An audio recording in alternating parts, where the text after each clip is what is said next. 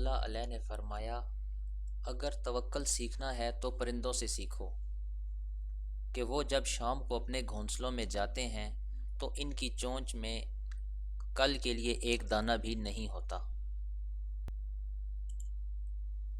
شیخ Saadi رحمۃ اللہ علیہ اور ان کا بیٹا تہجد پڑھ رہے تھے۔ دعا کے بعد بیٹا بولا، بابا جان سب سو رہے ہیں اور ہم عبادت کر رہے ہیں۔ شیخ سعدی رحمۃ اللہ علیہ نے جواب دیا کہ اگر دوسروں کے عیبوں پر نظر رکھنی ہے تو یہ بہتر تھا کہ تم بھی سوئے رہتے۔ تو نیک ہو اور لوگ تجھے برا کہیں، اس سے بہتر ہے کہ تو برا ہو اور لوگ تجھے نیک کہیں۔ زندگی کی درازی کا راز صبر میں پوشیدہ ہے۔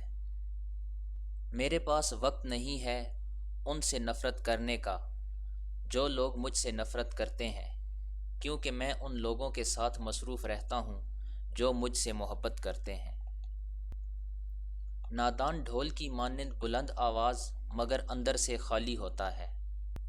باپ چاہے کتنا ہی بوڑھا کیوں نہ ہو مگر گھر کا سب سے مضبوط ستون باپ ہی ہوتا ہے۔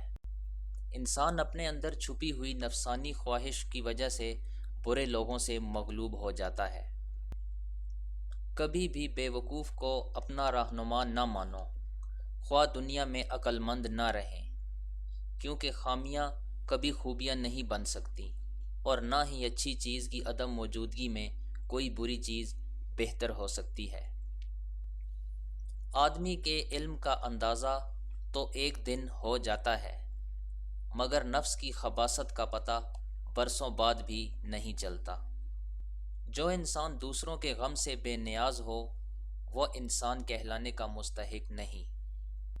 میں پوری زندگی دو بندوں کو تلاش کرنے میں ناکام رہا، ایک وہ جس نے اللہ کے نام پر دیا ہو اور غریب ہو گیا ہو، اور وہ جس نے کبھی کسی پر ظلم کیا ہو اور اللہ کی پکڑ سے بچ گیا ہو۔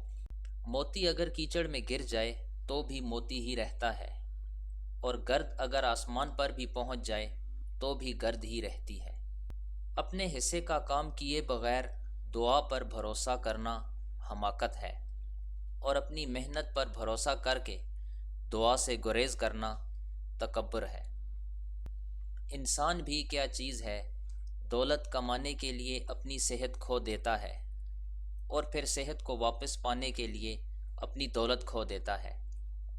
مستقبل کا سوچ کر اپنا حال ضائع کر دیتا ہے اور پھر ماضی یاد کر کے روتا ہے۔ جیتا ایسے ہے جیسے کبھی مرنا ہی نہیں، اور مرتا ایسے ہے جیسے کبھی جیا ہی نہیں۔ عقل مند اور بے وقوف میں عیب ضرور ہوتا ہے، مگر عقل مند اپنے عیب خود دیکھتا ہے اور بے وقوف کے عیب دنیا دیکھتی ہے۔ دشمن سے ہمیشہ بچو مگر دوست سے اس وقت جب وہ تمہاری تعریف کرنے لگے۔ اگر چڑیوں میں اتحاد ہو جائے تو وہ شیر کی کھال اتار سکتی ہیں۔ میں نے ایک شخص کو دریا کے کنارے دیکھا جس کو کسی درندے نے زخمی کر دیا تھا اور اس کا زخم دوا سے اچھا نہ ہو رہا تھا۔ وہ عرصہ دراز سے اس مرض میں مبتلا تھا مگر ہر وقت اللہ کا شکر ادا کرتا رہتا تھا۔ لوگوں نے پوچھا کہ شکر کس بات کا ادا کرتے ہو؟ تو اس شخص نے جواب دیا کہ شکر اس بات کا ادا کرتا ہوں کہ میں مصیبت میں مبتلا ہوں لیکن گناہ میں نہیں۔ اللہ کی نعمتیں کھا کھا کر دانت ٹوٹ گئے مگر زبان ہے کہ ناشکری سے باز نہیں آتی۔ اگر چاہتے ہو کہ تمہارا نام باقی رہے تو اپنے بچوں کو اچھے اخلاق سکھاؤ۔ انسان کو جتنا لگاؤ رزق سے ہے اتنا رزق دینے والے سے ہوتا تو اس کا مقام فرشتوں سے بڑھ کر ہوتا۔ آپ کے اخلاق کی قدر بھی لوگ اس وقت کرتے ہیں جب آپ کے پاس دولت اور طاقت ہو۔ غریب کتنا ہی خوش اخلاق کیوں نہ ہو، لوگ اس کے اخلاق کو اس کی مجبوری سمجھتے ہیں۔ اس سے تو خاموشی بہتر ہے کہ کسی کو اپنا راز بتا کر پھر اس سے کہا جائے کہ کسی سے نہ کہنا۔